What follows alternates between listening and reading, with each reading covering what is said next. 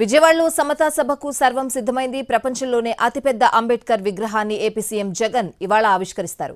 ఈ సభకు 1,00,000 మందికి పైగా వస్తారని ఎంపీ విజయసాయిరెడ్డి చెప్పారు. భారత రాజ్యాంగ నిర్మాత బిఆర్ అంబేద్కర్ గౌరవాన్ని ఇనుమడింపజేసేలా, భావితరాలకు గుర్తుండేలా విజయవాడలో భారీ విగ్రహాన్ని ఏర్పాటు చేశారు. ఇవాళ సాయంత్రం 6 గంటలకు సీఎం జగన్ ఈ విగ్రహాన్ని ఆవిష్కరిస్తారు. మధ్యాహ్నం 3 గంటలకు జరిగే సమతా సభకు సర్వం సిద్ధమైంది. ఈ సభ ఏర్పాట్లను ఎంపీ విజయసాయిరెడ్డి పరిశీలించారు. 1,50,000 మందికి పైగా సభకు వస్తారని విజయసాయిరెడ్డి చెప్పారు. సమతా సభకు సంబంధించినటువంటి ఏర్పాట్లు అన్నీ కూడా పూర్తయినాయి.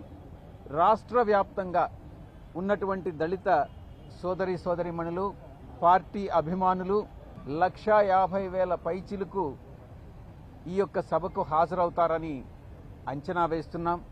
విజయవాడ బందర్ రోడ్లో నిర్మించిన ఈ విగ్రహం చరిత్రలోనే మైలురాయిగా నిలవబోతోంది.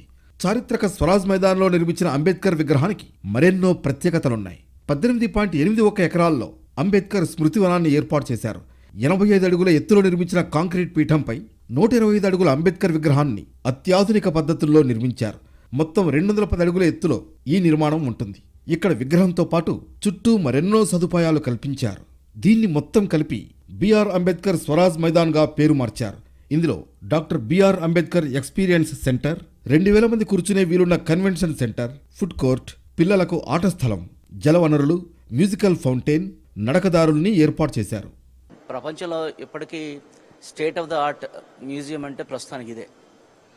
ఎందుకంటే అంబేద్కర్ జీవితంలో చాలామందికి తెలియని కోణాలని ఈ మ్యూజియంలో పొందుపరచడం జరిగింది. యాక్చువల్గా 2021 డిసెంబర్ 21న ప్రారంభించిన ఈ ప్రాజెక్ట్ 2 ఏళ్లలో పూర్తయింది.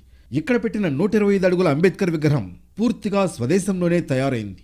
స్టీల్ ఫ్రేమింగ్, కాంస్య క్లాడింగ్తో తయారు చేశారు. ఈ విగ్రహం పీఠం బౌద్ధ శిల్పకళ యొక్క కాలచక్ర మహామండలంగా రూపొందించారు. అంబేద్కర్ స్మారక చిహ్నం ముందు భాగంలో 6 జలవనరులు ఏర్పాటు చేశారు.